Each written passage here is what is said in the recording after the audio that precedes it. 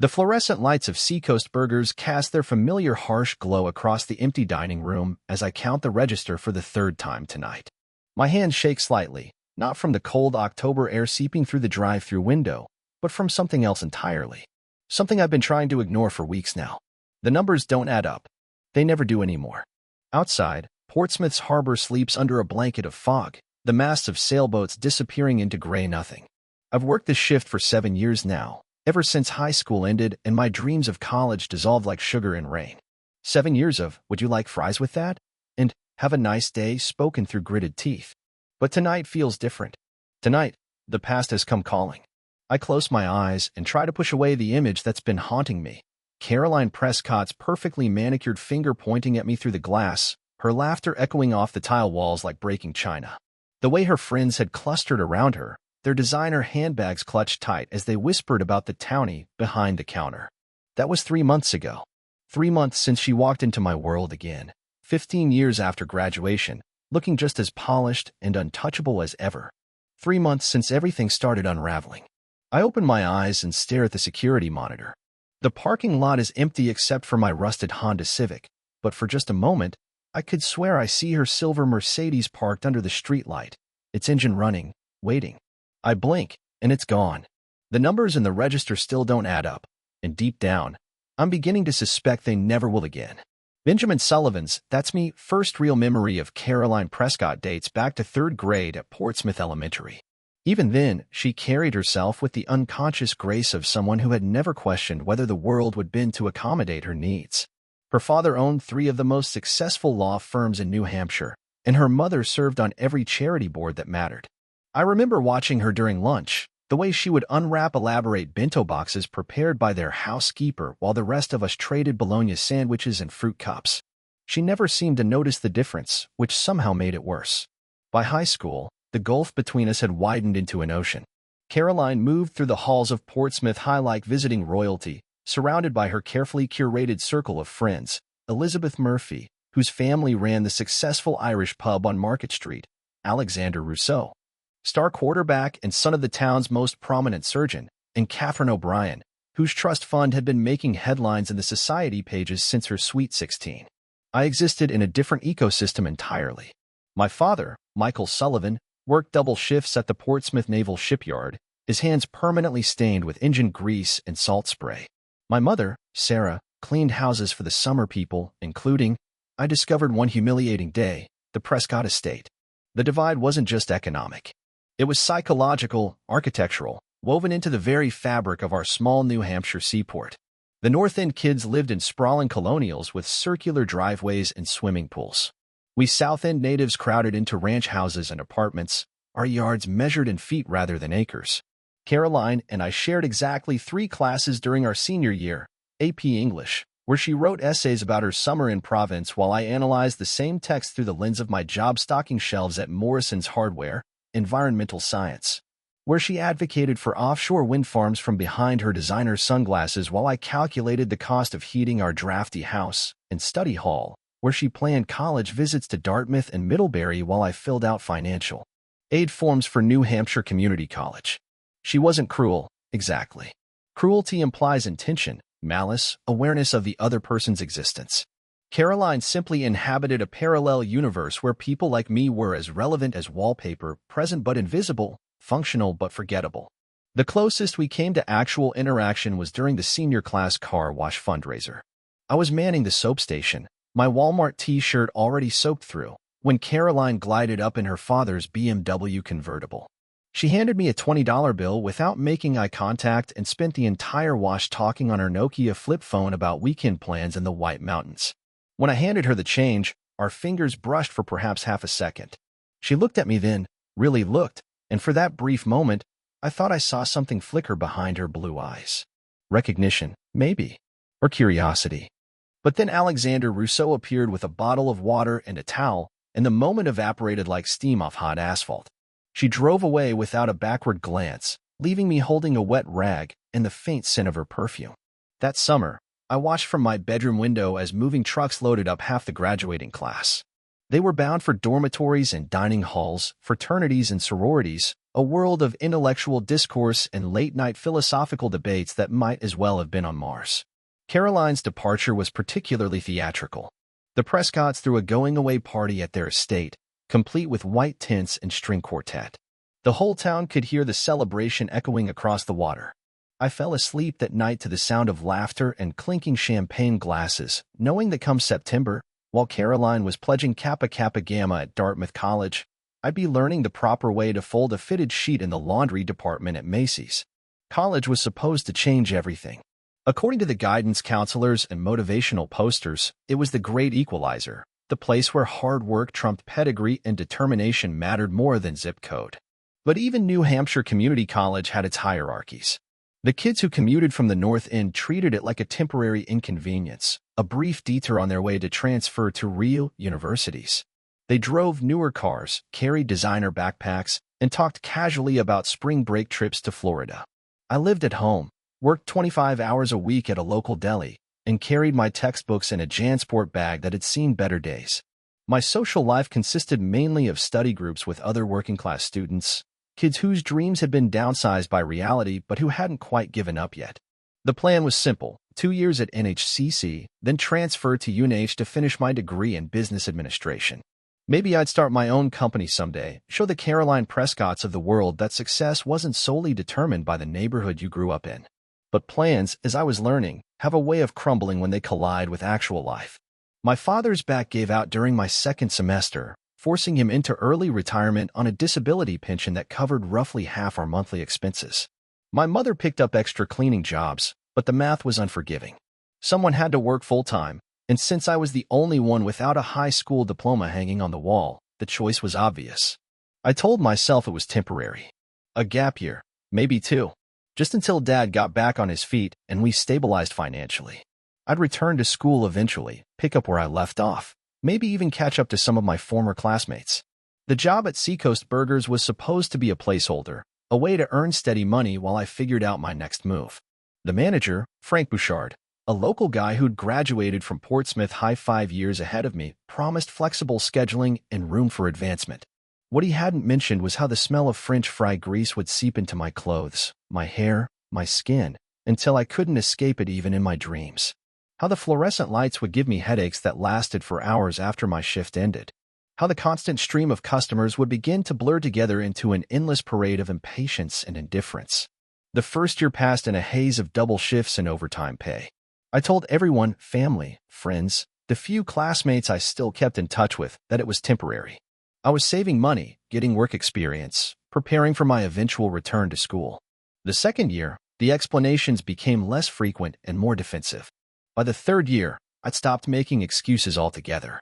Somewhere along the way, temporary had become indefinite, and indefinite had hardened into permanent. I developed a particular skill set of the career food service worker, the ability to smile reflexively while being berated by strangers, to perform the same motions thousands of times without conscious thought, to find small dignities in the midst of systematic dehumanization. I also developed other habits. Checking social media became a form of self-torture. Watching former classmates graduate from real universities, land internships at prestigious companies, get married in elaborate ceremonies that probably cost more than my parents' annual income. Caroline's updates were particularly painful. Dartmouth College, summa cum laude. Harvard Business School for her master's degree. Internships at McKinsey and Goldman Sachs. A series of boyfriends who looked like they'd stepped out of LL Bean catalogs, all chiseled jaws and trust fund confidence. By 2019, she was working as a management consultant in Boston, living in a Beacon Hill brownstone, dating a venture capitalist named Bradford Whitman IV. Her Instagram feed was a carefully curated montage of wine tastings in Napa, ski trips to Vermont, charity galas where she posed with celebrities I recognized from magazine covers. Meanwhile, I was learning to work the breakfast shift, perfecting my technique with the industrial coffee machine, memorizing the names and orders of regular customers who still saw me as part of the restaurant's furniture. The divergence was complete. Caroline had become everything she was supposed to become: successful, sophisticated, moving in circles where my existence would have been incomprehensible. I had become exactly what I'd feared: invisible, forgettable, a cautionary tale about dreams deferred until they disappeared entirely. But that was before the pandemic changed everything. That was before Caroline Prescott walked back into my life, and the careful equilibrium I'd built came crashing down. March 2020 arrived like a sudden storm, reshaping the landscape of everyone's carefully ordered life. Within a week, the restaurants that had sustained me for 7 years were operating at reduced capacity or shutting down entirely. Seacoast Burgers managed to stay open for takeout and delivery, but my hours were cut in half, and tips became virtually non-existent. For the first time in years, I had time to think. Real time, not the brief moments between customers or the exhausted haze after closing. I found myself walking Portsmouth's empty streets at odd hours, watching the summer rental properties stand vacant like expensive tombstones. The town felt different without its usual influx of Boston refugees and weekend warriors. Stripped of its seasonal veneer, Portsmouth revealed its essential character, a working-class fishing village wearing the uncomfortable costume of a tourist destination. By summer, I'd started hearing rumors. The city people weren't just visiting anymore. They were staying. Real estate prices were climbing beyond even the inflated levels we'd grown accustomed to. Properties that had been weekend retreats were becoming permanent residences, their owners fleeing Boston's density for the relative safety of small-town isolation.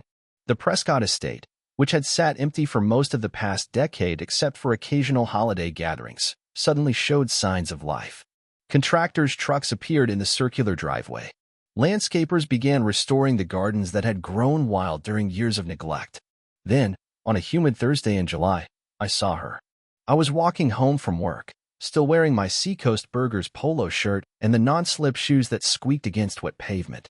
The sun was setting over the Piscataqua River, painting the sky in shades of orange and pink that probably looked beautiful to people who had time to appreciate such things. She was standing on the wraparound porch of her family's estate, talking on her phone while a moving truck unloaded boxes in the background. Even from a distance, even after 15 years, I recognized her immediately. The same perfect posture, the same unconscious elegance in the way she moved her hands while speaking. Caroline Prescott had come home. Over the following weeks, I pieced together the story through Portsmouth's efficient gossip network. The venture capitalist had turned out to be a disappointment, too much cocaine, not enough commitment. The consulting job had become unbearable during the pandemic, all the stress and competition with none of the networking opportunities that made it worthwhile. So Caroline had done what people with trust funds and family estates can do. She'd opted out. Temporarily, everyone assumed. A sabbatical, a chance to reassess priorities, a brief retreat from the metropolitan rat race.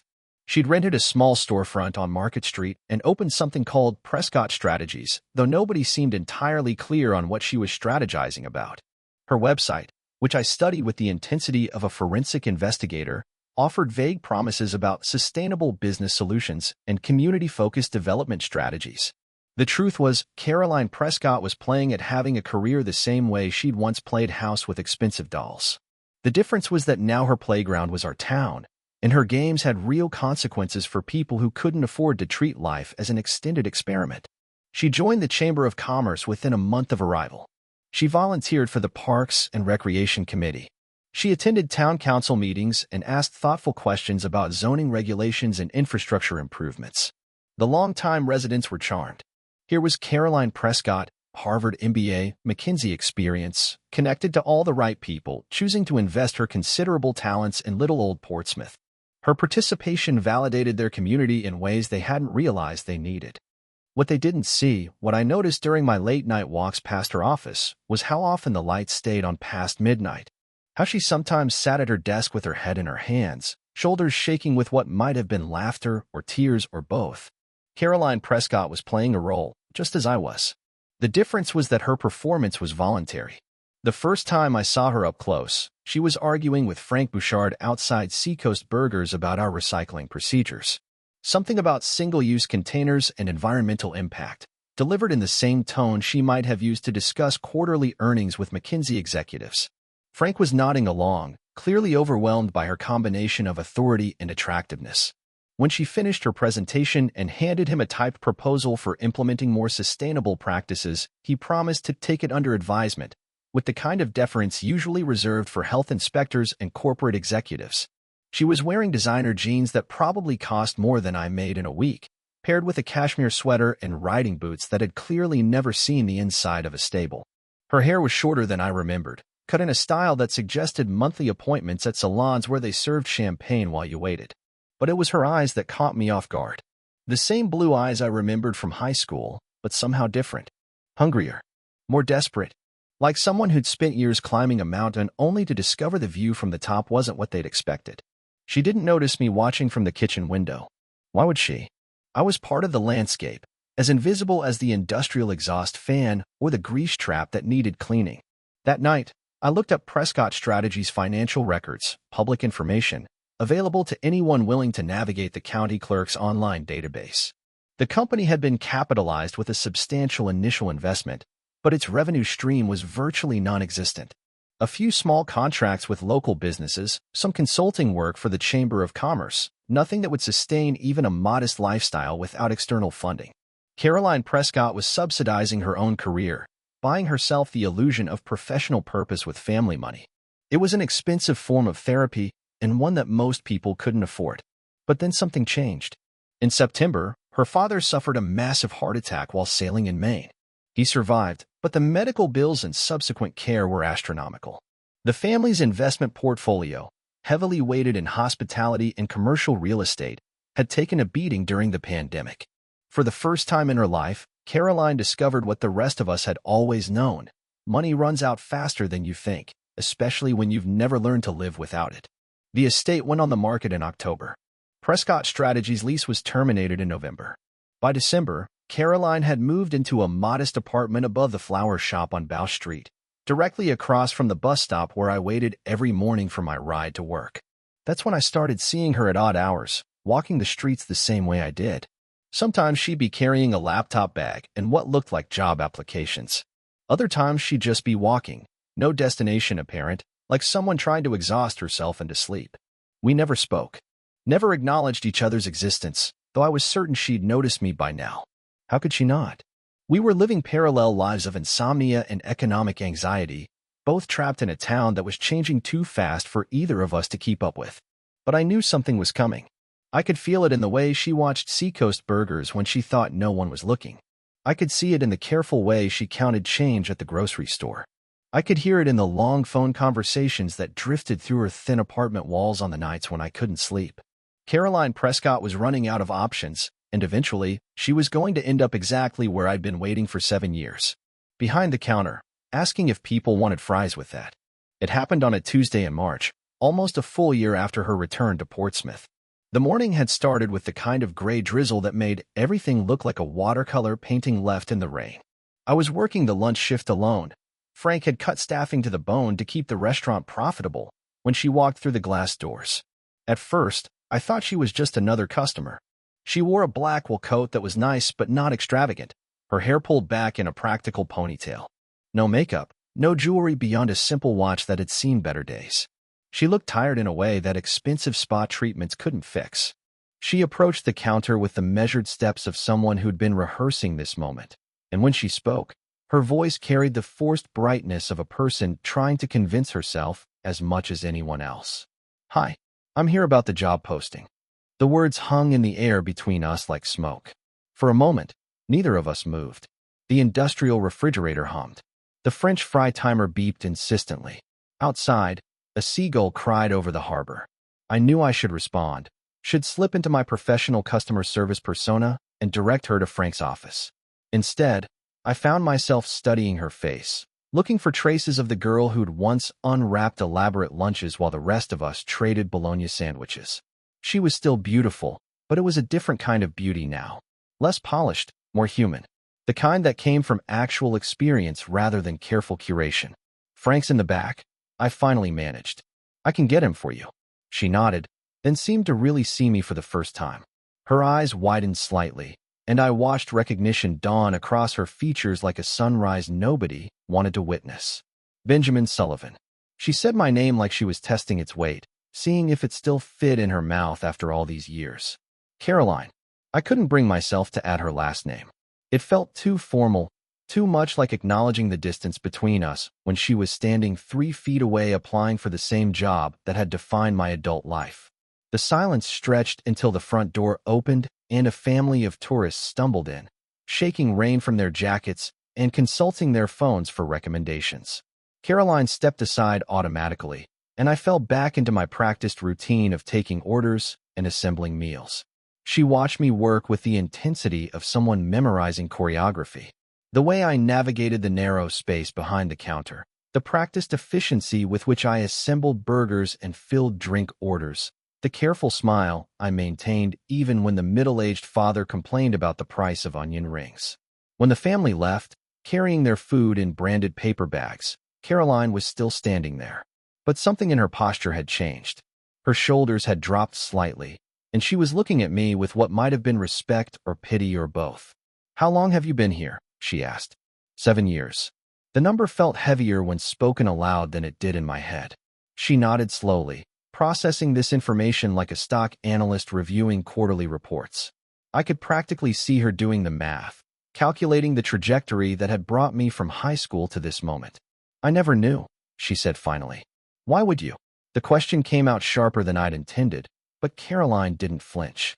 If anything, she seemed to relax slightly, as if my honesty was preferable to polite pretense. Frank emerged from the back office then, wiping his hands on a towel and grinning with the kind of enthusiasm he usually reserved for health inspectors who gave us passing grades. "Miss Prescott, right on time.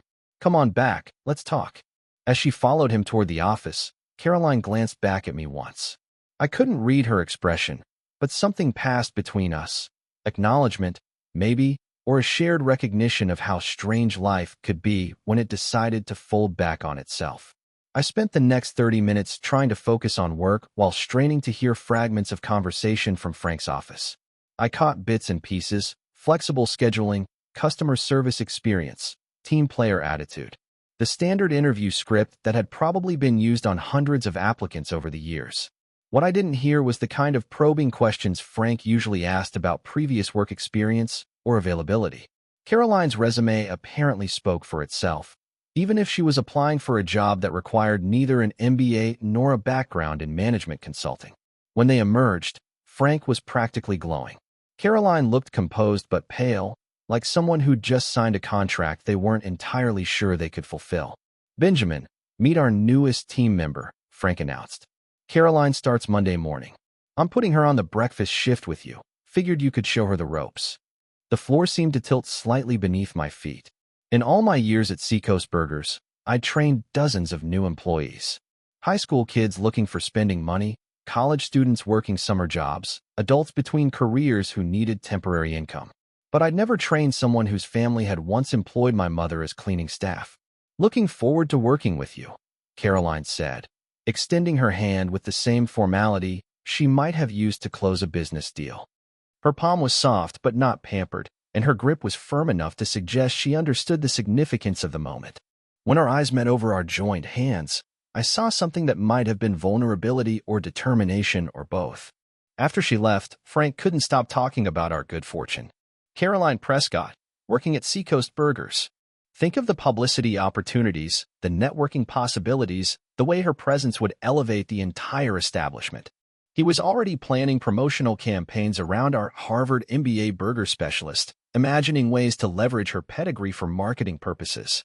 It never occurred to him that Caroline might not want her current circumstances advertised, or that there might be something deeply humiliating about being reduced to a promotional gimmick at your first minimum wage job. But I understood, because I'd been living with that humiliation for 7 years. That night, I couldn't sleep.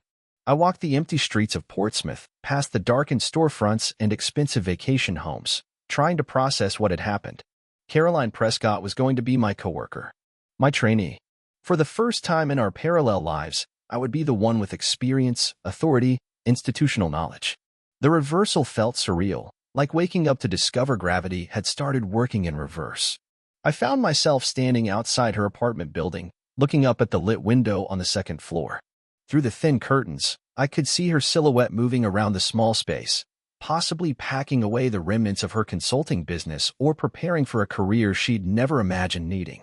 Part of me wanted to feel vindicated, to savor the cosmic justice of Caroline Prescott joining the ranks of the service industry. After 15 years of watching her live a charmed life while I learned the precise temperature for holding French fries, there was a certain satisfaction in knowing she'd finally have to understand what the rest of us had always known. But mostly, I just felt sad.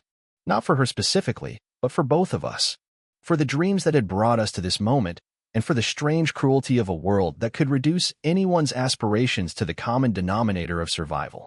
Caroline Prescott was about to learn what I'd spent 7 years perfecting: how to smile while strangers treated you like a vending machine, how to find dignity in work that society had decided was beneath dignity, how to maintain your sense of self when your daily reality contradicted everything you'd been taught about merit and effort and the American dream. I walked home through the pre-dawn darkness, already planning the training regimen that would transform Caroline from a customer into a colleague. But deep down, I suspected that teaching her to work the morning shift would be the easy part. The hard part would be learning to work alongside someone who represented everything I'd given up, while she learned to accept everything she'd never thought she'd need. The hard part was just beginning.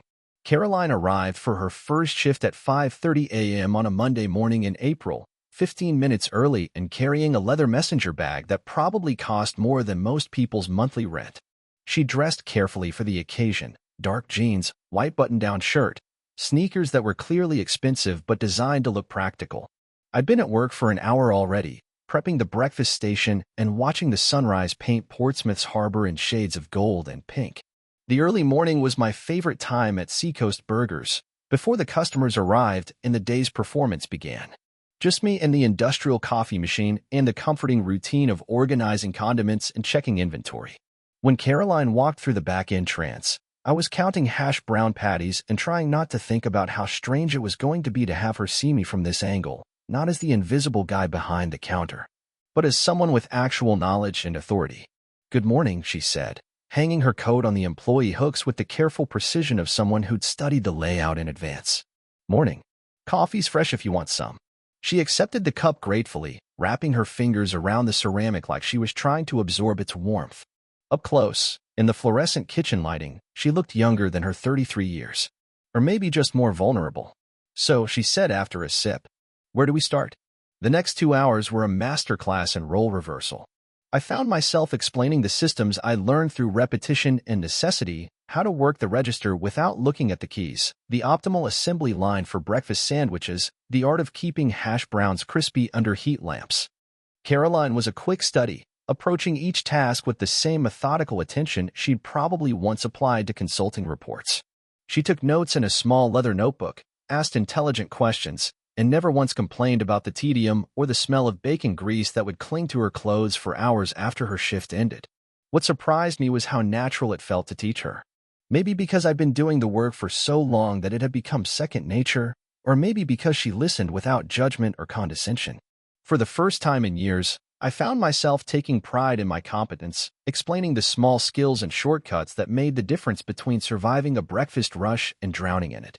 The first customer arrived at 6:15, Robert McDonald, a retired shipyard worker who ordered the same thing every day and always paid with exact change. Caroline watched as I took his order, assembled his breakfast sandwich, and sent him on his way with the kind of practiced efficiency that looked effortless but had taken months to develop. "Your turn," I said when the next customer approached. Mrs. Kelly from the flower shop wanted 2 coffees, a blueberry muffin, and specific instructions about cream and sugar that changed depending on her mood.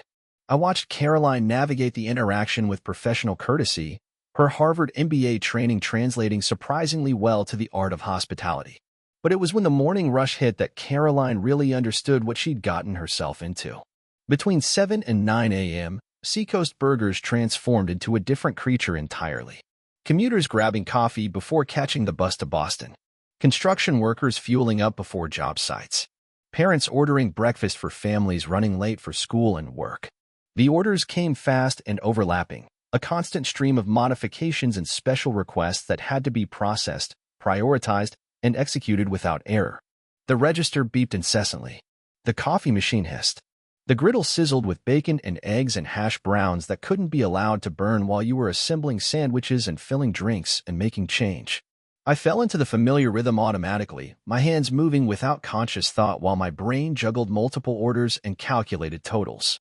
But Caroline struggled to keep up, her careful note-taking abandoned in favor of frantic motion that accomplished less than it appeared to. I found myself stepping in to help her, covering her mistakes and redirecting customers who were growing impatient with her inexperience. Not because Frank had asked me to, but because I remembered what it felt like to drown in those first few weeks, and because seeing Caroline's professional composure crack revealed something unexpectedly human beneath her polished exterior. By 9:15, the rush had ended and we were alone again, both of us sweating slightly and moving with the careful deliberation of people who'd just survived a minor emergency. "Jesus," Caroline said, leaning against the prep counter and pushing her hair back from her face. "How do you do that every day?" "Practice," I said. "Lots of practice." She nodded, accepting this explanation without complaint or self-pity. Then she picked up her notebook and started writing again, documenting the systems and shortcuts I'd demonstrated under pressure. Over the following weeks, Caroline transformed herself with the same determination she'd probably once applied to climbing Boston's corporate ladder. She memorized the menu and the register codes. She learned to crack eggs without breaking the yolks and to gauge the doneness of bacon by sound alone. She developed the particular multitasking skills that separated competent food service workers from the ones who got fired after a week. More importantly, she began to understand the invisible hierarchies and unspoken rules that governed our workplace. Which customers were patient and which ones would complain to management if their order took 30 seconds too long. How to deflect harassment from drunk tourists without escalating situations. The art of maintaining professional courtesy while dealing with people who treated service workers like malfunctioning appliances. I watched her navigate these lessons with growing respect and something that might have been protectiveness. When a middle-aged man complained loudly about the wait time and demanded to speak to a manager, I stepped in before Caroline could respond, handling the situation with the diplomatic skills I developed over years of similar encounters. When a group of college kids tried to pay for $20 orders with hundreds of pennies as some kind of social media prank, I calmly explained our policy about coin limits while Caroline called Frank from the back office. She never thanked me explicitly for these interventions, but I could see her filing away each interaction, learning the difference between customer service and self-preservation. The strange thing was how quickly we fell into a working partnership. Caroline's natural organizational skills complemented my experience with the actual work.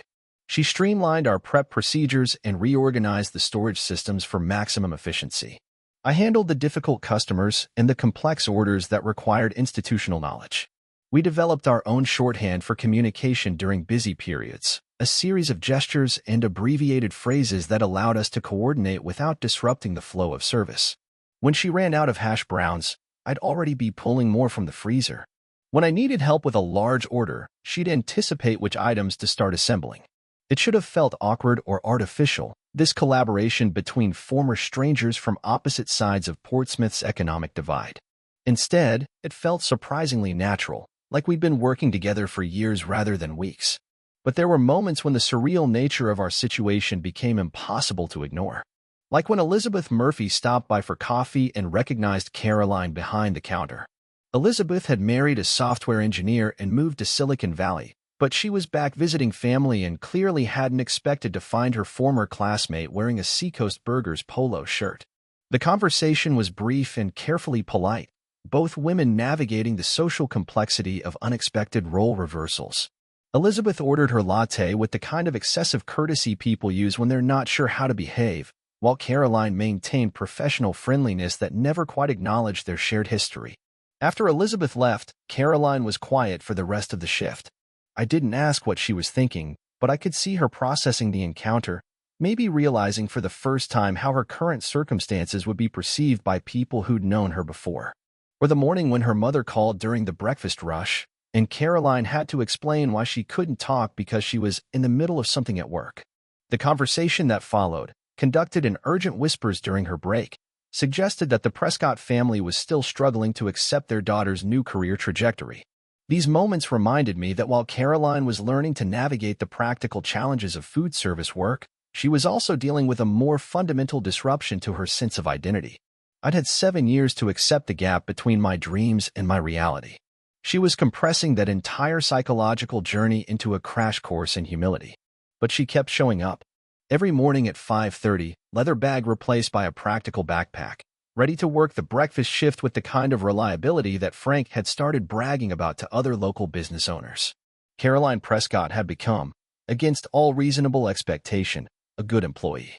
The question I couldn't answer was why that fact filled me with such unexpected dread. The first sign that something was wrong came in June, 3 months after Caroline started working at Seacoast Burgers. I arrived for my shift one morning to find her already at work, even though she wasn't scheduled until noon. She was reorganizing the entire dry storage system, pulling every box and container from the shelves and arranging them according to some complex system that only made sense to her. Couldn't sleep, she explained when I asked. Figured I might as well be productive. She'd been having trouble sleeping for weeks, I knew, because I'd seen her light on during my late-night walks. But this was different. This was the kind of manic energy that came from too much caffeine and too little rest, the hyperactive focus of someone whose mind was racing faster than her body could keep up. Frank was thrilled with her initiative, praising her dedication and work ethic to anyone who would listen. But I recognized the signs of someone pushing themselves past sustainable limits, because I'd been there myself during my first year behind the counter. The difference was that I'd been driven by financial necessity. Caroline seemed to be running from something else entirely. She started picking up extra shifts, covering for other employees who called in sick or needed time off. When Frank offered overtime hours, Caroline always volunteered first. She worked breakfast, lunch, and sometimes dinner, racking up 60-hour weeks that left her hollow-eyed and shaky by Friday afternoon. "You don't have to prove anything," I told her one Thursday evening as we closed together.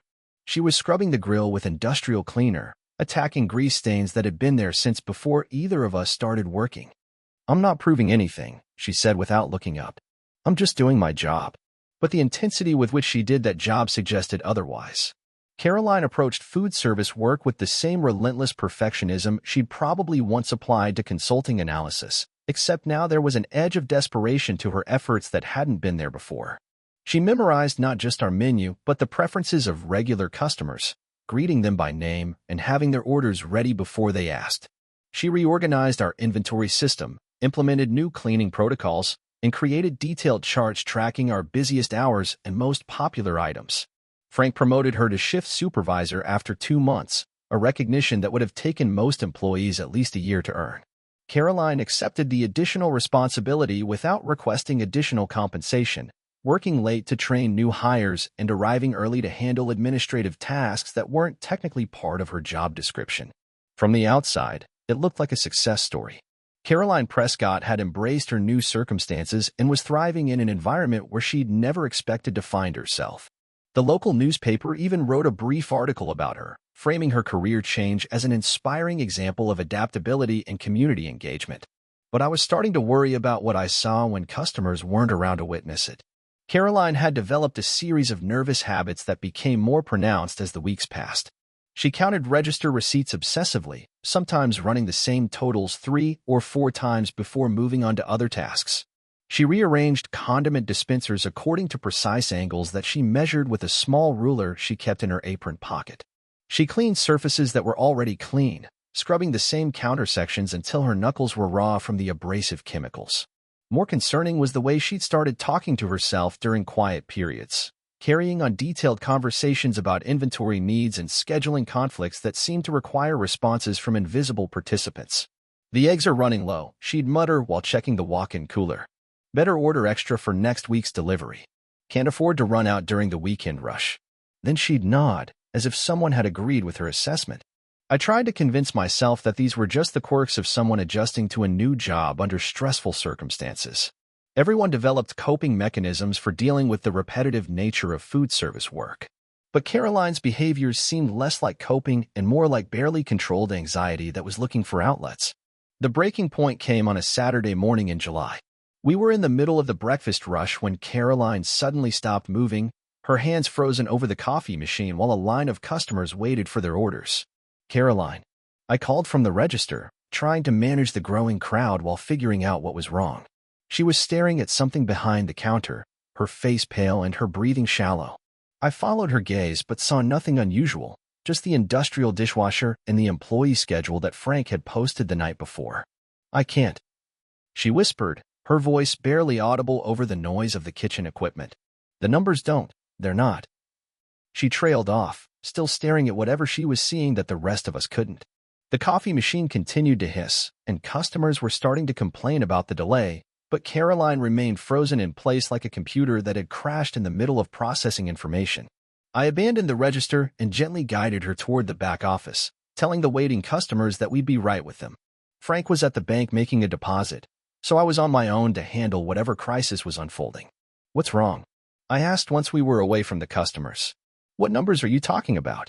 Caroline looked at me with the confused expression of someone waking up from a dream they couldn't quite remember.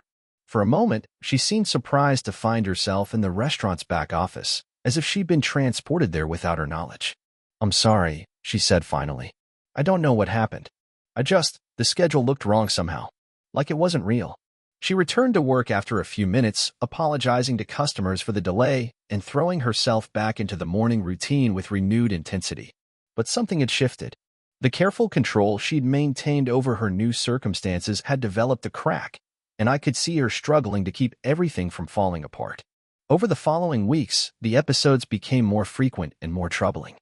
Caroline would sometimes stop in the middle of tasks, staring at mundane objects as if they contained hidden meanings that only she could decipher. She started leaving detailed notes for herself about procedures she'd already mastered, as if she couldn't trust her own memory from one shift to the next. The conversations with invisible people became more elaborate and harder to ignore. I'd find her in the walk-in cooler, discussing inventory management with what appeared to be a former colleague from her consulting days. Or she'd spend her breaks in the dining room, having animated discussions about business strategies with customers who weren't there. When I tried to talk to her about these incidents, Caroline would look genuinely confused, insisting that she'd been talking to me or to other employees. The gap between her perception and reality was widening, but she seemed unaware of the disparity. The most disturbing development was her growing obsession with our financial records.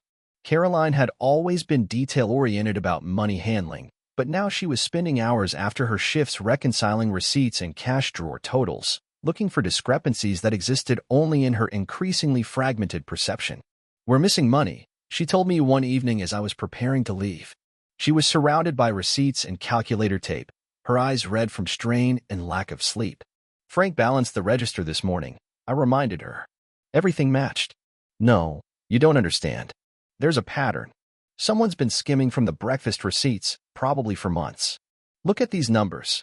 She showed me printouts covered with her handwritten calculations, complex equations that purported to prove systematic theft from the restaurant's daily earnings. The math was sophisticated and internally consistent, but it was based on premises that had no connection to actual reality. I realized then that Caroline Prescott wasn't just struggling with the transition from management consulting to food service.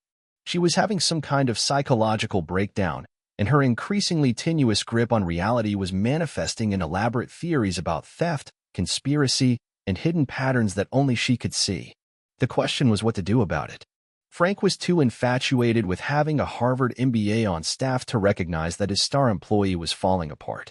Caroline's family had their own problems and seemed to view her current job as a temporary embarrassment rather than a genuine career. I was probably the only person who spent enough time with Caroline to understand how serious her situation was becoming. But I was also just a coworker, someone with no authority to intervene and no clear idea of how to help someone who didn't seem to understand that she needed help. So I watched and waited, hoping that whatever was happening to Caroline would resolve itself before it destroyed what remained of her carefully reconstructed life. But deep down, I was beginning to suspect that Caroline's breakdown wasn't an accident or a side effect of her changed circumstances. It was the inevitable result of trying to build a new identity on the foundation of her old one, without ever acknowledging that the person she'd been was incompatible with the person she was trying to become. And as her grip on reality continued to slip, I found myself wondering if the same fate was waiting for anyone who spent too long pretending that their dreams and their circumstances could coexist peacefully, including me. The night everything fell apart started like any other. Caroline and I were working the late shift together, cleaning equipment and preparing for the next morning's breakfast rush. Frank had left early to attend his daughter's soccer game, leaving us to close the restaurant without supervision. It was nearly midnight when Caroline made her discovery. She was counting the register for the third time, surrounded by receipts and calculator tape, when she suddenly stood up so quickly that her chair crashed into the wall behind her. "Benjamin," she said, her voice carrying the tremor of someone who just solved a puzzle that had been torturing them for months. "I figured it out. I know what's been happening." I looked up from the grill I was scrubbing, already dreading whatever elaborate theory she'd constructed this time. Over the past month, Caroline's explanations for discrepancies in our financial records had become increasingly complex and detached from reality. "The money isn't missing," she continued, gathering her papers with frantic energy. "It never was. It's all here, every penny, but it's been moved, redistributed. hidden in plain sight. She spread the receipts across the prep counter like a detective laying out evidence, her finger tracing connections that existed only in her fractured perception. Look at the pattern. Every day, exactly $19.42 gets transferred from the breakfast register to the lunch register. Then it moves again during the dinner shift, but in smaller increments. Someone's been laundering money through our daily transactions. I stopped cleaning and watched her face as she explained her theory. Her eyes were bright with the kind of manic clarity that comes from too much caffeine and too little sleep, but there was something else there too. A desperate need to be believed, to have someone validate the complex world she'd constructed to make sense of her circumstances. "Caroline," I said gently, "Frank balances both registers every night. If money was moving between them, he'd notice." "No, he wouldn't, because he's part of it." Her voice dropped to a whisper, as if she was sharing a dangerous secret. "Think about it. Who else has access to both registers? Who else could manipulate the numbers without leaving obvious traces?" The accusation hung in the air between us like smoke from a grease fire. Frank Bouchard, the man who'd hired both of us and treated Caroline with nothing but kindness and respect, was apparently the mastermind behind an elaborate embezzlement scheme that existed only in her imagination. "You think Frank is stealing from his own restaurant?" "Not stealing. Laundering. There's a difference." Caroline pulled out a notebook filled with diagrams and calculations that looked like the work of a forensic accountant or a paranoid conspiracy theorist. "I've been tracking the patterns for weeks. The money comes in clean through normal transactions, gets mixed with cash from other sources, then gets moved through a series of accounting tricks that make it impossible to trace." She showed me pages of detailed analysis, complete with charts and graphs that demonstrated her theory with mathematical precision. The work was sophisticated and internally consistent, the kind of financial detective work that Caroline had probably excelled at during her consulting career. The only problem was that it was completely detached from reality. "Caroline, listen to yourself. Why would Frank launder money through a burger restaurant in Portsmouth? What money would he even be laundering?" She looked at me with the patient expression of a teacher explaining a simple concept to a slow student. "Drug money, obviously. Portsmouth's a perfect location, tourist town, lots of cash transactions, seasonal businesses that make irregular income look normal. Frank's been using Seacoast Burgers as a front for years, probably since before either of us started working here." The theory was elaborate and paranoid and completely wrong, but Caroline believed it with the absolute certainty of someone whose grip on reality had become negotiable. I could see her fitting every mundane detail of our workplace into her conspiracy narrative, transforming innocent interactions into evidence of criminal activity. "You have to help me," she said, grabbing my arm with both hands. "We need to document everything before he realizes we know. The transaction records, the employee schedules, the delivery patterns. Once we have enough evidence, we can take it to the police." I looked down at her hands on my arm, feeling the tremor in her fingers and seeing the raw determination in her eyes. Caroline Prescott, Harvard MBA and former McKinsey consultant, had convinced herself that she was an undercover investigator exposing a money laundering operation at a small-town burger restaurant. The tragedy wasn't that she was wrong. The tragedy was that her delusion was more exciting and meaningful than the truth. That she was a woman whose life had fallen apart, working a minimum-wage job alongside someone she'd never bothered to notice in high school, both of them trapped in circumstances that nobody had prepared them for. "I can't help you with this," I said, gently removing her hands from my arm. "Because it's not real, Caroline. Frank isn't laundering money. The numbers aren't being manipulated. You're seeing patterns that aren't there." Her expression shifted from excitement to confusion to something that might have been betrayal. She stepped back from me, clutching her notebook against her chest like armor. "You're part of it," she whispered. "You've been working here for 7 years. You've been helping him all along." The accusation hit me like cold water. In Caroline's fractured worldview, my refusal to validate her conspiracy theory could only mean one thing. I was complicit in the imaginary crimes she'd discovered. "Caroline, please, listen to me. You're not well. You haven't been sleeping, you're working too many hours, and you're putting pressure on yourself that nobody should have to carry. You need help." But she was already backing toward the exit, her eyes wide with the kind of panic that comes from realizing you're surrounded by people you can't trust. "I have to get out of here," she muttered, fumbling with the locks on the back door. I have to think. I have to figure out who else knows. She fled into the night, leaving me alone in the fluorescent-lit kitchen with her scattered papers and the growing realization that Caroline Prescott was having a complete psychological breakdown. I spent the next hour trying to reach her by phone, but she didn't answer. I finished closing the restaurant and drove to her apartment, but the lights were off and no one came to the door when I knocked. The next morning, Frank arrived to find a resignation letter slipped under his office door. Caroline had quit effective immediately, citing personal reasons and irreconcilable differences with management philosophy. She thanked him for the opportunity and apologized for any inconvenience her sudden departure might cause. She was gone by the time I arrived for my shift, her apartment cleared out and her landlord complaining about the security deposit she'd forfeited by breaking her lease without notice. For the next week, I expected her to return, maybe with police investigators to examine our financial records or journalists to expose the conspiracy she'd uncovered. But nothing happened. The restaurant continued operating exactly as it always had, with Frank hiring a new employee to replace Caroline and life moving forward as if she'd never been there at all. It was only later, when I was organizing the paperwork she'd left behind, that I began to understand the full extent of what had happened to Caroline Prescott. Hidden among her conspiracy theories and financial calculations, I found pages of a different kind of writing. Personal observations about our customers, detailed character studies of the regulars who came in every morning for coffee and conversation, thoughtful analysis of Portsmouth's changing economy and the social pressures facing longtime residents. And scattered throughout these observations were fragments of what might have been a memoir or a confession. Day 47. Learn to crack eggs without breaking the yolks. Strange how satisfying it is to master something so simple. Benjamin showed me the trick: crack on a flat surface, not the edge of the bowl. He has beautiful hands, strong and sure. I never noticed before. Day 63. Mrs. McDonald talks about her late husband every morning when she orders her coffee. Always the same stories, but she tells them like she's sharing them for the first time. I think she's lonely. We all are, in different ways. Day 89.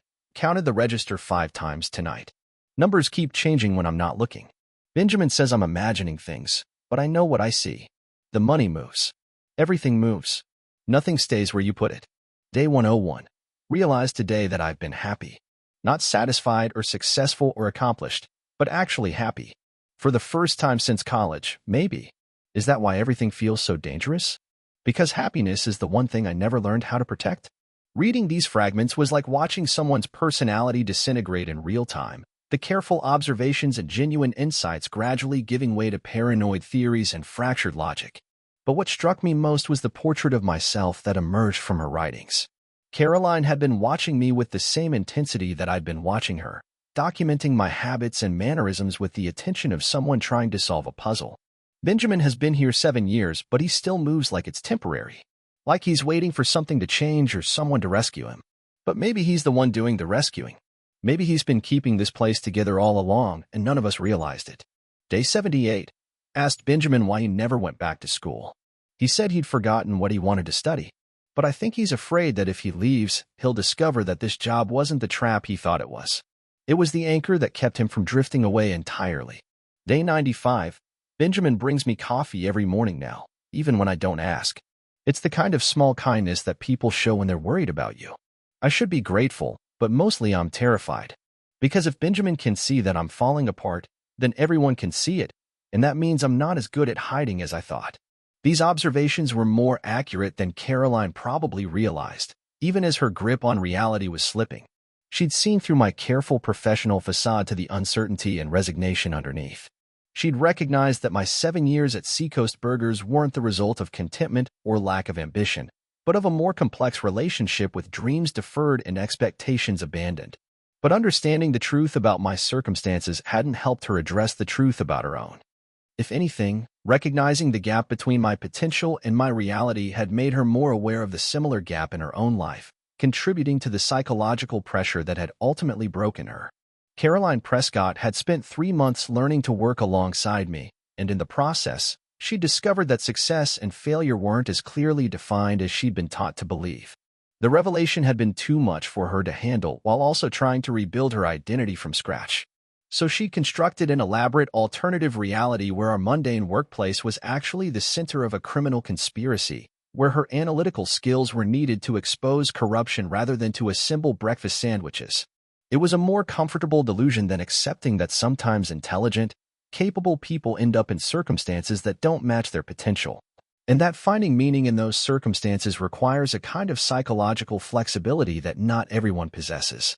Caroline had been broken by the cognitive dissonance between who she'd been and who she was becoming. But her breakdown had also revealed something about my own situation that I'd been avoiding for 7 years. I wasn't just a victim of economic circumstances or limited opportunities.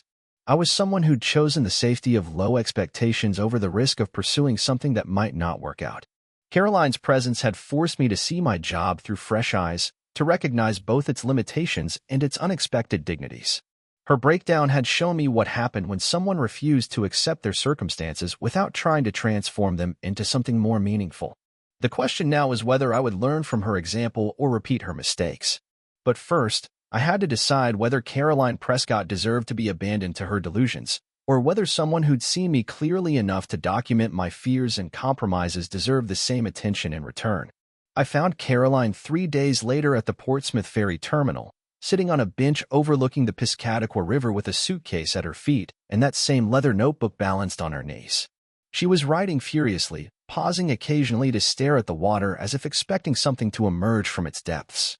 She looked smaller than I remembered, diminished in ways that went beyond her obvious exhaustion and weight loss.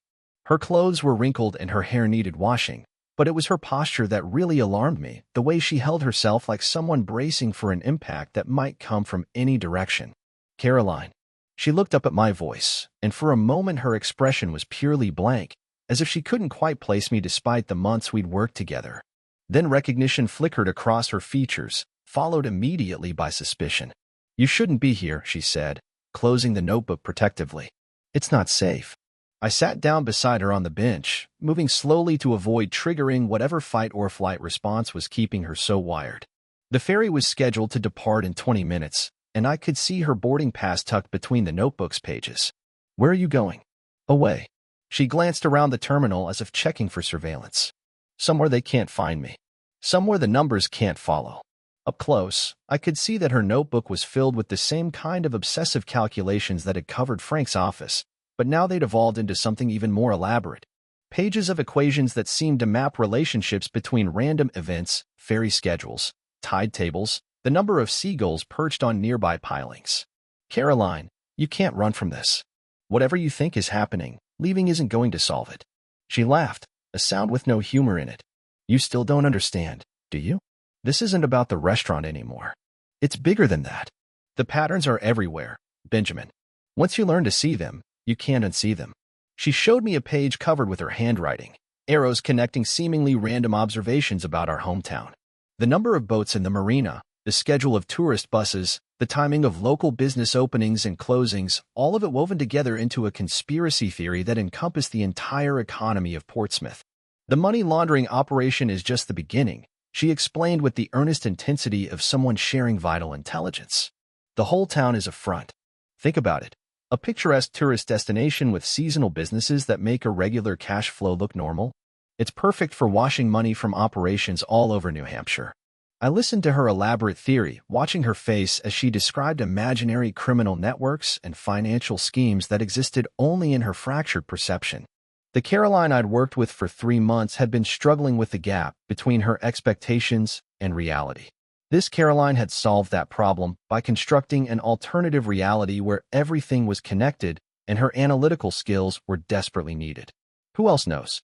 I asked, playing along while trying to figure out how to help her. "That's what I'm trying to determine." She flipped through pages of notes, showing me lists of names and detailed observations about the behavior of Portsmouth residents. "Your landlord, definitely. Probably the guy who runs the hardware store. Maybe even some of the ferry captains." She'd been documenting the daily routines of dozens of people, looking for evidence of coordination or unusual activity. What she'd actually documented was the predictable behavior of small-town residents going about their ordinary lives. But in her current state, routine looked like conspiracy and coincidence looked like coordination. "Caroline, listen to me. You're not well. This isn't real. These people aren't criminals, and there's no money laundering operation. Her expression shifted from excitement to something darker. That's what someone who was part of it would say. The accusation stung, not because it was true, but because it revealed how completely Caroline had retreated into a worldview where anyone who questioned her theories became evidence of their validity. She'd created an intellectual fortress that was immune to contradiction, because contradiction itself was proof of the conspiracy she was trying to expose. The ferry's horn sounded across the water, signaling that boarding would begin soon. Caroline gathered her papers and stood up, shouldering a backpack that looked like it contained everything she owned. "I have to go," she said. "Stay here too long, and they'll realize I know. Maybe they already do." She started walking toward the boarding area, moving with the purposeful stride of someone on an important mission. I followed, trying to think of something to say that might penetrate her delusions without triggering her paranoia. "Where will you go?" I asked. "Somewhere I can work undisturbed. Document everything properly. Maybe contact federal investigators who specialize in financial crimes." The image of Caroline trying to convince FBI agents to investigate Frank Bouchard's burger restaurant would have been funny if it weren't so tragic. She was about to burn through whatever money she had left chasing evidence of crimes that existed only in her imagination, probably ending up homeless or hospitalized when her resources ran out. "What if you're wrong?" I asked as we reached the boarding line. "What if the patterns you're seeing aren't really there?" She turned to look at me with the patient expression of someone explaining something obvious to a child. "Benjamin, I have an MBA from Harvard and 5 years of experience in management consulting. I know how to read data. I know how to recognize patterns. What I'm seeing is real." That was the heartbreaking part. Caroline's analytical skills were real, her intelligence was real, her training was real. But she was applying all of that genuine competence to a fantasy, producing work that was sophisticated and internally consistent, but completely divorced from actual reality. The ferry workers began collecting tickets and directing passengers toward the gangway. Caroline joined the line, clutching her notebook and scanning the other passengers as if memorizing faces for future reference. "Don't follow me," she said without looking back. "And don't try to contact me. If they're monitoring communications, it'll put both of us at risk." I watched her board the ferry, finding a seat by the window where she immediately began writing in her notebook. As the boat pulled away from the dock, I could see her through the glass, documenting whatever patterns she thought she observed in the behavior of her fellow passengers. Caroline Prescott disappeared into the gray expanse of the Piscataqua River, carrying her delusions and her suitcase toward whatever destination seemed safe from the imaginary conspiracy that had taken over her life. I stood on the dock until the ferry disappeared from view, trying to process what I'd witnessed. Caroline's breakdown had been gradual and then sudden, a slow erosion of her connection to reality followed by a complete break from everything that had previously anchored her sense of self. But I couldn't shake the feeling that her delusions weren't entirely random. She'd constructed a fantasy where her skills mattered, where she was the protagonist in an important story rather than just another casualty of economic circumstances beyond her control. Her conspiracy theories were elaborate and wrong, but they were also a form of meaning-making, a way of transforming mundane disappointment into epic significance. Caroline had chosen paranoid fantasy over accepting that sometimes intelligent, capable people end up in situations that don't match their potential, and that finding peace in those situations requires a kind of psychological surrender that not everyone can manage. As I walked back to my car, I realized that Caroline's breakdown had been a distorted mirror of my own situation. We'd both ended up in circumstances that contradicted our early expectations, but where I'd responded with resignation and low-level depression, she'd responded with increasingly desperate attempts to impose meaning on a reality that felt meaningless. Neither response was particularly healthy, but at least my version was sustainable. Caroline's approach had led to complete psychological collapse and self-exile from everything familiar. The question now was whether witnessing her breakdown would teach me something useful about my own relationship with disappointment and deferred dreams, or whether it would just reinforce my belief that accepting less than you wanted was the safer path. But first, I had to decide whether to report Caroline's condition to someone who might be able to help her, or respect her request to be left alone with her delusions. Either choice felt like a betrayal of something important, but doing nothing felt like the worst betrayal of all. 6 months after Caroline disappeared on that ferry, I received a postcard from Portland, Maine. No return address, no signature, just a picture of the old port and a single line written in her careful handwriting. Found what I was looking for. I studied that postcard for hours, trying to decode what she might have meant. Had she found evidence of the conspiracy she'd been documenting? Had she found peace with her circumstances? Had she found professional help for the psychological crisis that had driven her away from Portsmouth? Or had she simply found a new place to be delusional, a fresh landscape for her elaborate theories about hidden patterns and secret networks? I never found out. That postcard was the last communication I received from Caroline Prescott. And despite periodic internet searches and social media investigations, I never discovered what became of her after she left the Piscataqua River on that October afternoon. But her absence changed everything about how I understood my own situation. Working alone during the breakfast shift gave me time to think about the conversations we'd had, the observations she'd made about me, and the way she'd seen through my carefully maintained facade of professional competence to the uncertainty and resignation underneath. Caroline had been right about one thing. I'd been waiting for 7 years for something to change or someone to rescue me. But her breakdown had shown me the danger of waiting too long, of letting the gap between your expectations and your reality grow so wide that bridging it required constructing an alternative universe where different rules applied. I started taking classes at New Hampshire Community College again, one course per semester, while continuing to work full-time. Not because I believed education would magically transform my circumstances, but because the alternative, remaining static while the world changed around me, seemed more dangerous than the risk of failure. The first semester was brutal. I'd forgotten how to study, how to write papers, how to participate in discussions where the stakes were higher than whether someone wanted extra pickles on their burger. But I persisted, partly out of stubbornness and partly because I could hear Caroline's voice asking why I'd never gone back to school, why I moved like someone waiting for rescue.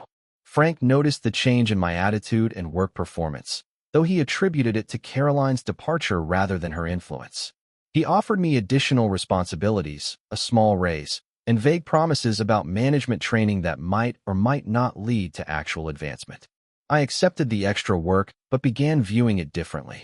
Instead of evidence that I was trapped in a dead-end job, it became proof that I could handle increasing responsibility while pursuing other goals. The job became a foundation rather than a ceiling, a stable platform from which to attempt more ambitious projects. This shift in perspective didn't eliminate the frustrations of food service work or magically make difficult customers more pleasant to deal with. But it changed the psychological weight of those frustrations, transforming them from evidence of failure into temporary inconveniences that I was choosing to endure for strategic reasons. The difference was subtle but profound. Caroline had been broken by her inability to reconcile who she'd been with who she was becoming. I was learning to see that reconciliation as an ongoing process rather than a problem that needed to be solved immediately. 2 years after Caroline's departure, I transferred to the University of New Hampshire to complete my degree in business administration. I continued working part-time at Seacoast Burgers, but now my uniform felt like a costume rather than a prison sentence. I was someone who worked in food service, not someone who was defined by working in food service. The distinction mattered more than I'd expected. I graduated on a sunny afternoon in May, walking across the stage in my cap and gown while my parents cheered from the audience and Frank Bouchard applauded from the section reserved for employers who'd provided tuition assistance. The ceremony was smaller and less elaborate than the graduation Caroline had probably experienced at Dartmouth, but it felt like a genuine victory rather than an expected milestone. After graduation, I was offered a position as assistant manager at a restaurant chain that specialized in upscale casual dining. Better pay, better benefits, more opportunities for advancement, and a chance to use my degree in ways that felt meaningful rather than purely theoretical. I accepted the job, but continued working occasional shifts at Seacoast Burgers, partly for the extra income and partly because leaving entirely felt like abandoning something important. Frank understood my decision and even seemed proud that his investment in my education had paid off in ways that benefited both of us. The new job was challenging and engaging, requiring the kind of analytical thinking and problem-solving skills that Caroline had once applied to management consulting and later to her conspiracy theories. I found myself drawing on lessons learned during my years behind the counter at Seacoast Burgers, using my understanding of customer service and operational efficiency to improve systems and training procedures. But I also found myself thinking about Caroline, wondering whether she'd ever found a way to apply her considerable skills to problems that actually existed rather than elaborate fantasies that served primarily to make her feel important. 5 years after her departure from Portsmouth, I was promoted to regional manager, overseeing the operations of 12 restaurants across New Hampshire. The position required frequent travel and long hours, but it also provided the kind of professional satisfaction and financial security that I'd once assumed would always be beyond my reach. During a business trip to Burlington, I stopped at a coffee shop near the university and thought I saw her through the window, a woman with Caroline's profile and posture, reading a newspaper while nursing a cup of tea. But when I went inside to look more closely, it was a stranger who shared only Caroline's general build and hair color. Still, the near encounter reminded me of how much I owed to someone who'd been in my life for only 3 months before disappearing entirely. Caroline's presence had forced me to examine assumptions I'd carried for years about success, failure, and the relationship between dreams and circumstances. Her breakdown had shown me the cost of refusing to accept reality, but also the danger of accepting it too completely. The balance between those extremes, between delusion and resignation, remained difficult to maintain. But at least I was aware of the challenge now, conscious of the psychological work required to find meaning and purpose in circumstances that didn't perfectly match early expectations. Last month, I received another postcard, this one from Burlington, Vermont. Same careful handwriting, same absence of identifying information, but a different message. The patterns were real, just not the ones I thought I was seeing. I'm not sure what that means exactly. Maybe Caroline found professional help and gained perspective on her breakdown. Maybe she developed new conspiracy theories that seemed more plausible than the ones that had driven her away from Portsmouth. Maybe she discovered that the patterns she'd been documenting were symptoms of her own psychological state rather than evidence of external conspiracies. Or maybe she learned what I'd learned, that the most important patterns are the ones we choose to create rather than the ones we think we discover, and that finding meaning in ordinary circumstances requires a kind of daily courage that's harder to maintain than either delusion or despair. I kept that second postcard in my office desk, next to quarterly reports and employee evaluations and all the other documents that marked my progression from someone who served food to someone who managed people who serve food. The transformation wasn't as dramatic as Caroline's fall from management consulting to burger assembly, but it represented the same kind of navigation between expectation and reality that everyone has to perform if they want to build a life that feels sustainable rather than temporary. Sometimes I wonder if Caroline is still out there, documenting patterns in coffee shops and bus stations, convinced that she's uncovering secrets that everyone else is too blind or too complicit to see. Part of me hopes she found peace, maybe even purpose, in whatever reality she's constructed for herself. But part of me worries that she's still running from the simple truth that had been too painful for her to accept, that intelligence and education and family money don't protect you from the ordinary disappointments that define most people's lives. The cruel irony is that Caroline's conspiracy theories had contained a grain of truth, just not the truth she thought she'd discovered. There was a system in Portsmouth that concentrated wealth and opportunity in predictable patterns that made some lives easier and others harder based on circumstances beyond individual control. But it wasn't a criminal conspiracy orchestrated by Frank Bouchard and a network of money launderers. It was just capitalism working exactly as designed, creating winners and losers according to rules that everyone understood but few people questioned. Caroline had been a winner in that system until the pandemic and her personal choices had shifted her into the category of losers. Rather than accept that shift, she constructed an elaborate alternative explanation that preserved her sense of herself as someone whose circumstances were the result of external forces rather than the predictable operation of systems she'd previously benefited from. I'd been a loser in the same system from the beginning, but I'd gradually learned to find meaning and purpose within those constraints rather than raging against them or denying their existence. Caroline's breakdown had accelerated my own process of acceptance, but it had also shown me the importance of continuing to push against limitations rather than surrendering to them entirely. The postcards stopped coming after Burlington, But I continued to think about Caroline whenever I faced decisions about risk and security, ambition and acceptance. Her presence in my life had been brief but transformative, forcing me to examine assumptions about success and failure that I'd never questioned before her arrival. 10 years after she'd walked into Seacoast Burgers asking about the job posting, I was invited to speak at New Hampshire Community College's graduation ceremony.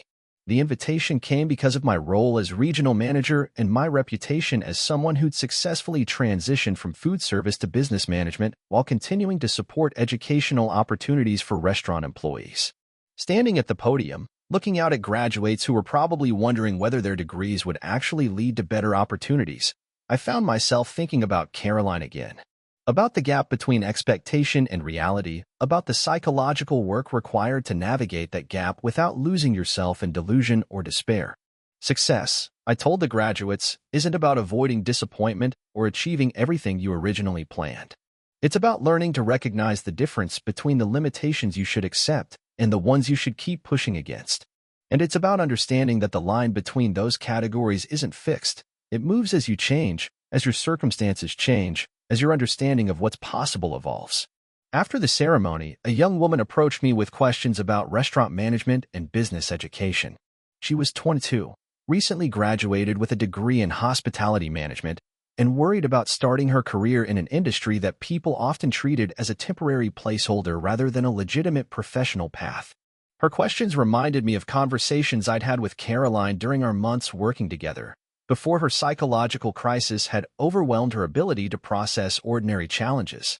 I found myself offering the kind of guidance I might have given Caroline if she'd been able to accept help instead of constructing elaborate theories about why help was unnecessary.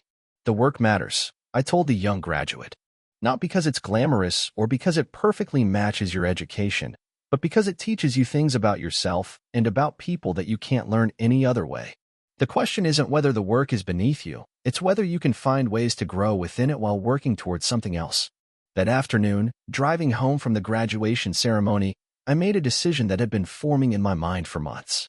I pulled into the parking lot of Seacoast Burgers, the same restaurant where I learned to crack eggs without breaking the yolks and where Caroline had counted register receipts until the numbers stopped making sense. Frank was behind the counter, training a new employee who looked to be about the same age I'd been when I first started working there. The familiar sounds of the kitchen, the hiss of the coffee machine, the beep of the register, the sizzle of the griddle, created a soundtrack that had shaped more than a decade of my life. "Benjamin." Frank grinned when he saw me, wiping his hands on a towel before extending one for a handshake. "What brings you by? Don't tell me you're thinking about picking up a few shifts for old time's sake." "Actually," I said, "I wanted to talk to you about something. I've been thinking about starting a program to help restaurant employees pursue higher education while they're working. Scholarships, maybe, or partnerships with local colleges. Something that acknowledges that food service can be a stepping stone rather than a dead end." Frank's expression shifted from casual friendliness to genuine interest. We spent the next hour discussing the practical details of such a program, the costs and benefits, the ways it might help both employees and employers in an industry that struggled with turnover and public perception. As we talked, I found myself thinking about Caroline again, about the way she'd approached every task with intensity and intelligence, even when the tasks themselves seemed beneath her qualifications. She'd been trying to impose meaning on work that felt meaningless, but she'd been looking in the wrong places for that meaning. The meaning wasn't in the work itself. Assembling burgers and cleaning equipment would never be intellectually stimulating or personally fulfilling for someone with Caroline's background and ambitions. The meaning was in what the work made possible, the relationships formed with coworkers and customers, the skills developed through repetition and problem-solving, the financial stability that created space for pursuing other goals. Caroline had never learned to see those possibilities because she'd been too focused on the gap between where she was and where she thought she should be. But her presence in my life had taught me to look for those possibilities, to recognize that every situation contains potential for growth and connection if you're willing to look beyond surface appearances. 6 months later, the Seacoast Burgers Educational Partnership awarded its first scholarships to 3 employees who were pursuing degrees while working in food service. The program was small and experimental, but it represented a recognition that restaurant work could be part of someone's educational journey rather than evidence of educational failure. One of the scholarship recipients was a single mother named Sarah, the same name as my mother, who was studying accounting while working double shifts to support her family. Another was a recent immigrant who was working to improve his English while completing prerequisites for nursing school. The third was a teenager who was saving money for college while learning the kind of work ethic and customer service skills that would serve him well regardless of his eventual career path. At the scholarship presentation ceremony, I talked about the value of work that serves other people, the dignity that comes from mastering any skill completely, and the importance of creating pathways between different kinds of work rather than treating them as separate and unequal categories. I didn't mention Caroline by name, but she was present in everything I said about the psychological challenges of navigating circumstances that don't match expectations, and about the importance of finding support during transitions between different versions of yourself. After the ceremony, I drove to the ferry terminal where I'd last seen Caroline, carrying her notebook and her suitcase toward whatever destination had seemed safer than staying in Portsmouth to face reality. The evening was clear and calm, with none of the fog that had obscured the harbor on the night I'd first suspected that something was wrong with the numbers at work. I sat on the same bench where Caroline had been writing her final theories about money laundering and criminal conspiracies, looking out at the water and thinking about the patterns that actually did shape our lives. Not the elaborate schemes she'd imagined, but the simpler and more profound patterns of economic opportunity, social connection, and personal choice that determined whether people like us ended up feeling trapped or liberated by our circumstances. The ferry arrived from Maine, disgorging passengers who looked like the summer people Caroline and I had served countless times at Seacoast Burgers. They moved with the confident purpose of people whose lives were proceeding according to plan, who'd never had to question whether their education and effort would translate into economic security and social recognition. Watching them, I felt neither envy nor resentment, just a quiet recognition of how different people navigate different challenges. Caroline had been broken by the discovery that privilege wasn't permanent, that even Harvard MBAs could end up asking if people wanted fries with their orders.